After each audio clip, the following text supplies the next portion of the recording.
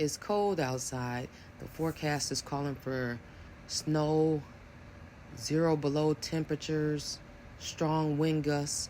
Well, you can seal your windows from air and also save on your gas bill. Here's how. You're going to need some plastic from your local hardware store, or also any auto mechanic store might have plastics that they don't use. No tools required, but you will need scissors, some nails, and a hammer. Simple products, no major tools required. Once again, that's the plastic, scissors, nails,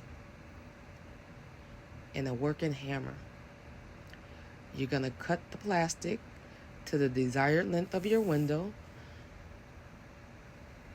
You're going to take some nails, nail the plastic to the window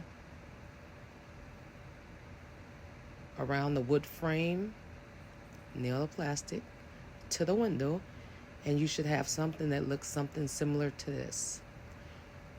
When you nail the plastic, go beyond the window frame.